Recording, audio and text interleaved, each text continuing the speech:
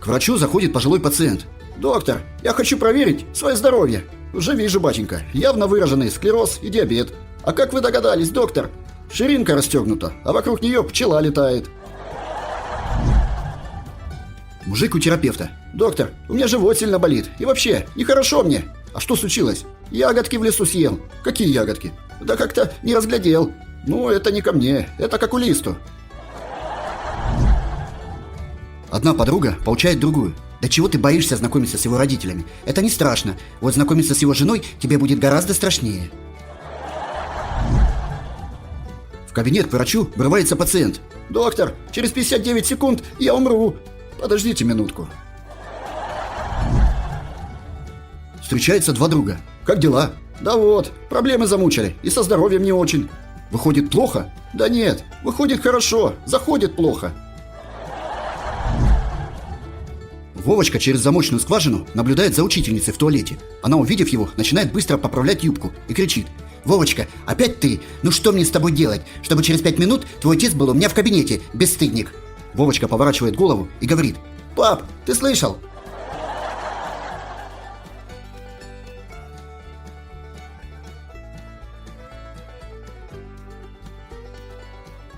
All right, everyone's presentations are done. Nick, the manager, said as he tried to move the discussion forward. Excuse me, I haven't. I recently found out something. Nick interrupted me and began to speak. There's apparently someone in this department who didn't graduate high school and is just a part-timer. Meetings should be for employees only. Absolutely right. His lackey, Mike, of course, agreed with Nick. I'm leaving. After leaving the meeting room, I started to shut down my computer. I noticed that an email had arrived, not in my personal inbox, but in the company's shared email. Thinking, there's no point in speaking up, no one will listen, I went home quietly. The next day, I heard a commotion from Nick's desk. He was staring at his computer screen, his face pale. "Nick, is something wrong?" Mike looked at the screen with him. And he turned even paler than Nick. Why is he so angry? Knowing the reason for Mike's distress, I thought to myself, serves them right. My name is Adam. My mother passed away when I was in the 9th grade, and I was raised by my father. Well, you could hardly call it being raised. After my mother passed, my father changed. He drowned his sorrows in alcohol, and though he still went to work, he squandered our living expenses on horse racing. Because of that, I had to start working part-time as soon as I entered high school. Every month, I went to the convenience store with bills in hand that couldn't be auto-deducted from my father's account. Even though I endured it because I didn't want to be alone, I reached my limit in my second year of high school and dropped out. I found a live-in job at a distant inn. Thank you for everything. The day I left home, my father, still staring at the TV, spoke. Take care. That was our last conversation. Back then, 18 wasn't the age of majority, so I needed my father's permission to work, and I couldn't hide my place of employment. Yet, my father never visited me even once. I kept working just to survive, and before I knew it, I was 42. Years of hard work paid off, and I was transferred to the headquarters. I was thrilled to be recognized by the company, as I thought I'd be working in the field until retirement due to my lack of formal education. Listen up. Our work can change the future of our employees. Don't drag us down. On my first day after the transfer, Nick, dressed in an expensive suit, spoke sternly. There was a reason for this. Our inn was located in a prominent tourist destination, known so well that everyone in the state could sing its commercial jingle. At its peak, we had 5 locations within the state. But that was long ago. Due to financial difficulties and aging facilities, only the place where I had worked for many years and the original establishment remained. I was prepared to lose my job anytime, but now there was a glimmer of hope. With the rise of social media, the tourist area where the inn was located started gaining attention again. Depending on how hard the sales department, where I was transferred, worked, we could either thrive or be forced to give up this prime location to the new hotel chains continuously popping up. For Nick, who had switched careers from another industry to strengthen our sales, this was a battle he couldn't afford to lose. I understood why he had to be strict. I will do my best. Nick sneered at my enthusiastic declaration. Did you not hear what I said? I'm sorry. I thought I was listening carefully. Out of habit from years of customer service, I apologized reflexively, though I had no idea what had offended him. Someone was watching me with a smirk. In this department, there are those who are expected to excel and those who have been shoved here because they have nowhere else to go. You are the latter. It was Mike, the section chief.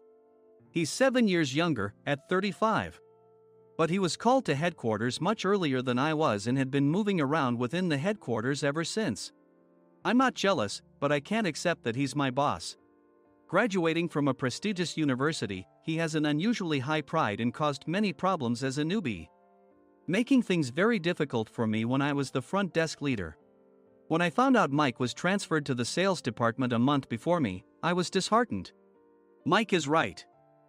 With just a middle school diploma, there's not much you can do. Don't even think about achieving results. As if I didn't exist, Nick remarked, "I'm thirsty." Mike eagerly ran to the coffee maker. It seems Mike is Nick's lackey. I regretted being happy about my transfer to headquarters, wishing I had stayed on site forever. Send a direct mail to every company on this list by the end of the day. Nick only assigned me tasks that even a new graduate could handle. What? There are over 1,000 companies. You want me to send to all of them by today? Yes, if you and your fellow misfits split the work, even those with nowhere else to go should finish by today. I glanced at the employees typing away expressionlessly. They were worn out from customer service, only thinking about leaving on time, or were women reassigned after having children, with zero motivation for work. Even Sam, a new graduate from the same university as Mike, who was supposed to be among the expected achievers, had no enthusiasm for the job, having joined the company wanting to do customer service. "I don't care what they say, I plan to quit any time," he said. Only Nick and Mike were highly motivated, making all the decisions between the two of them. I originally only wanted to work at the inn to survive and had no particular attachment to this job. I swallowed my words, thinking I had no right to reprimand them. About a month after the transfer, Nick told us with a frustrated look, "To commemorate the 50th anniversary, we've decided to create a plan exclusive for one group per day." Originally, Mike and I were supposed to come up with it, but our president, Mr. Thompson, insists on hearing everyone's opinions. "So, you all get a chance." As Nick explained, Mike began handing out prints. "Make sure not to embarrass Nick. If your ideas are half-baked, you'll have to redo them." It seemed that they had printed his handwritten notes by Mr. Thompson, which included several questions and a section for free responses. It made sense why Nick had to seek our input, given that all responses had to be submitted to Mr. Thompson. We were given a week to think about it, and a meeting was scheduled to compile our ideas. My plan is to let guests enjoy both the old and modern America. Nick began the presentations. Guests would watch a master confectioner at a nearby traditional sweet shop make sweets in front of them. The welcome drink would be premium tea in a bottle. Nick's plan was certainly attractive. After his presentation, Nick called on us to present in the order we were seated. Just as I stood up for my turn. "All right, everyone's presentations are done." "Excuse me, I haven't. I recently found out something." Nick interrupted me. "There's someone in this department who didn't graduate high school and is just a part-timer." He was likely talking about me. I joined the company as a part-timer and was made a full-time employee when I turned 20. That was 20 years ago, so Nick and Mike probably had no chance to know until recently. Meetings should be for employees only. Absolutely right. After that, Nick kept creating opportunities to solicit everyone's opinions, purposefully excluding me from speaking. The meeting unexpectedly heated up and went past the scheduled end time. A few people asked to leave, and the discussion continued with the remaining few. "Still here?" Normally, you'd leave in that situation. Though I had no attachment to the job initially, hearing kind words from customers made me want to make them happier. For someone like me, with nowhere to go, the inn was my home and customer service was my life. I felt pathetic about my current self. "I'm leaving." I left the conference room and started shutting down my computer. I noticed an email had arrived, not in my personal inbox, but in the company's shared email. Thinking no one would listen to what I had to say anyway, I quietly went home. The next day, while preparing the DM as instructed, I heard a commotion from Nick's desk. In his haste to stand up, he hit his knee on the desk. He stared at his computer screen, his face pale. "Nick? What's wrong?" Mike, thinking he should be the first to rush over, approached Nick while still wearing his coat. He peered at the screen with Nick. And he turned even paler than Nick. Why is he so angry? Who is responsible for this company? Nick, more irritated than ever, asked, and Mike answered without checking. Probably Sam. Sam wasn't there because he was attending a morning training session for new hires. Nick gave up on getting angry and returned his gaze to the screen. They were looking at an email that arrived right after the end of the working day yesterday. Apparently, no one, including me, had checked it before leaving. The email was from a large company that used us for their annual employee trips.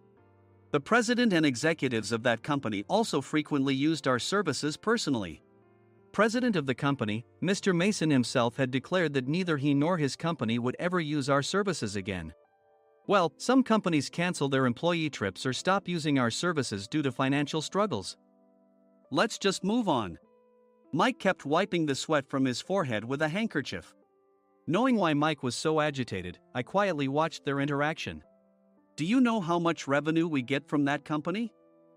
We can find other guests to fill the rooms, but we'll lose the banquet costs, gift shop revenue, rental car fees, and more.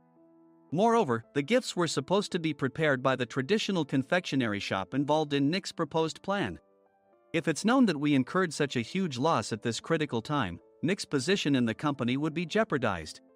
Nick took a deep breath, seemingly trying to calm himself. All right, Mike.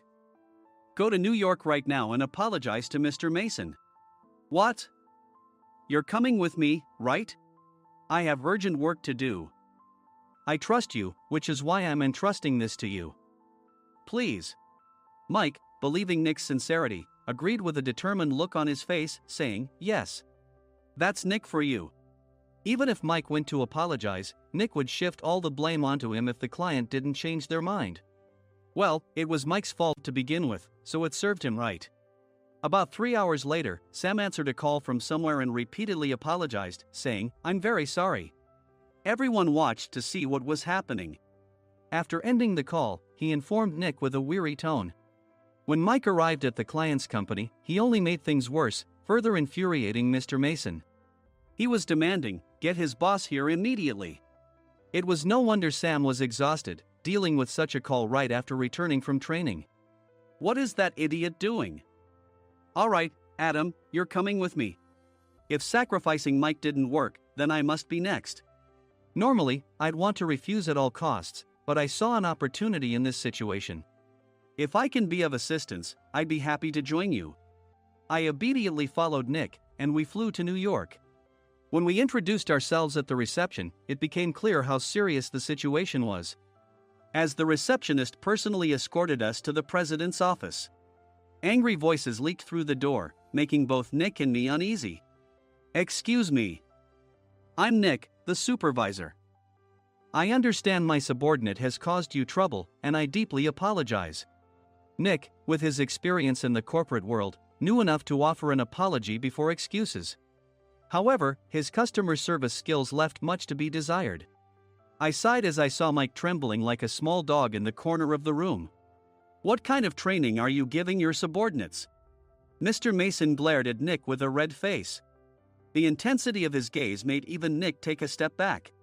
Regrettably, I joined this company only 2 years ago and was unaware of Mike's issues. I should have identified his shortcomings sooner. Indeed. I should have realized sooner. No sensible person would come to apologize and then give a lengthy presentation on the drawbacks of not using their in. Nick froze, his mouth slightly open. Suspecting the worst, I picked up the documents that had fallen to the floor. It seemed Mike hastily prepared these documents on the plane, listing the disadvantages. Disadvantage 1, if you change the venue for the company trip, employees might suspect it's for cost-cutting reasons, leading to a negative impression. Reading it aloud half-jokingly, Nick snatched the papers from my hand and checked the contents with a furious expression. Among the stack of documents was a receipt from a nearby convenience store's copy machine. I felt a pang of dread. hoping he hadn't shown the receipt as well. What do you think he said when I asked what kind of nerve he had to do this? I'm very sorry. Faced with the dire situation, Nick must have thought there was nothing left to do but apologize. In a voice smaller than I'd ever heard from him, he uttered words of apology. He said, "I'm a Harvard graduate. I don't believe I said anything wrong." Mike! What have you done? Forgetting his plan to pin the blame on Mike, Nick yelled loudly, even in front of Mr. Mason. "I didn't do anything wrong." "You're still saying that? Look at him." Mike pointed at me with a shaking hand. "I was assigned to headquarters in my 20s and now I'm a section chief. This guy only made it to headquarters at 42. Everything I've done proves I was right. So why are we losing the contract?" Having said his piece, Mike collapsed to the floor. "Of course. You were sent there because you had nowhere else to go." Mike never expected to hear such words from someone he looked down upon. He lunged at me, and Nick hurriedly stepped in to stop him. "Mr. Thompson told me Mike is a quick thinker, and to take good care of him." There's no way he was pushed aside. "Don't make things worse here." "He didn't say quick thinker, he said only quick-witted, didn't he?" I don't remember that part." I recalled the many troubles Mike caused when he was a newbie. When Mike was on the front line, his pride was so high that he never apologized to customers. Customer service, especially in our job, doesn't work alone. It brings both good and bad situations. If the front staff or housekeepers made mistakes, or the cleaning company didn't properly clean a room, one had to apologize to the customers regardless of personal fault. Mike, in such situations, would never apologize, insisting he wasn't at fault. This often angered customers, and as the front desk leader, I frequently had to apologize on his behalf. He caused complaints and disrupted operations, which is why he was quickly moved to headquarters. In departments where he didn't interact directly with customers, his quick thinking was beneficial and things went well. But it seemed his flaws were starting to show. Corporate reservations are supposed to be entered into the system by the sales representative. But a quick check yesterday revealed that more than 10 items were missing from the client's reservation. The handover document clearly stated what needed to be prepared. Why didn't you enter it into the system? Why do we have to give them special treatment? Filling rooms near the banquet hall, setting up all the food in advance. Specifying the brand of wine, they're too demanding. No wonder he always angered customers, I thought, feeling a headache coming on. Grouping them in rooms near the banquet hall is for our benefit too. It makes it easier for the staff to set up beds and serve breakfast since everyone's schedule is synchronized. As for the other requests, Mr. Mason suggested them to lighten our load. I didn't know that. Nick finally seemed to realize that Mike was the one who had angered the client. What did you say to them? I just told them we wouldn't give them special treatment anymore. We shouldn't waste effort on things that don't bring in money. I was utterly exasperated at his lack of understanding of customer service. Of course, we shouldn't comply with unreasonable demands. But carrying over successful practices from past stays makes customers feel remembered and enhances their experience. Good memories encourage repeat visits. That's part of our job. I looked down at Mike, who was sitting on the floor. In our job, nothing is a waste. Mr. Thompson likely moved you to the sales department, hoping you'd finally understand this. How do you think he feels now that you failed to meet his expectations? Mike, tears in his eyes, fled the president's office. I was amazed he still hadn't apologized. You have it tough, Adam. It's okay, we're all employees of the same company. I deeply apologize for this disrespectful incident. Especially after all the care you've shown us. If it weren't for you, Adam, I really would have stopped staying here. When I heard you were moving to the sales department, I was willing to reconsider if you handled it. Seeing us talk so amicably, Nick's face contorted. Do you two know each other? Adam's service is excellent. I always requested him specifically. Normally, we don't accept specific staff requests, but we made an exception for Mr. Mason, adjusting my shifts accordingly. He had personally stayed at our hotel just before my transfer, and during casual conversation, I mentioned, I'm moving to the sales department soon. If I hadn't told him then, things could have been much worse. Please continue to take care of us. I look forward to it. On the return flight, Nick awkwardly offered me a can of beer. It's still working hours. Of course, I had no intention of forgiving him for a single beer. Nick might try to pin everything on Mike and avoid any consequences. While pondering this, a startling fact came to light. Nick, the tea bottles for the plan have arrived. I handed Nick a bottle labeled with our inn's name. They look good. What are you talking about? These are plastic bottles. I had assumed we would use the trendy, high-end bottling tea. But what arrived were ordinary plastic bottles of tea with customized labels. The only unique aspect was the label, which had the inn's name, making it look customized. Upon further investigation, I discovered that a substantial amount of money was set to be paid to the tea company. It was priced like bottling tea. Does this plastic bottle really cost $100 each? The tea inside is specially blended for us. The extra cost is for that. Wouldn't it be better to use another tea company? Or is there a specific reason we must use this one? As Nick continued to make excuses, I showed him a printed email. I informed the tea company's president, Mr. Mitchell, that we discovered irregular payments and he confessed. He said you two were high school classmates and planned to split the extra money. That idiot. Why did he confess? That's not important. You should worry about yourself, this could turn into a police matter. Opening the bottle cap, I suggested. How about calming down with this tea? It supposedly has a relaxing effect. Nick drank the tea frantically. In the following days, decisions were made about their fates. Mike was reassigned to the General Affairs Department, with no chance of transfer or promotion, as per Mr. Thompson's orders. As for Nick, since the payment to the tea company hadn't yet been made, he narrowly avoided legal trouble. Instead, he was encouraged to leave the company, and to avoid further complications, Nick submitted his resignation. Rumor has it that connections between HR departments have made it difficult for him to find new employment. Even though it was good to have those two gone, something unexpected happened in the sales department. Everyone became motivated and united in refining the 50th anniversary plan. In the end, my plan was adopted.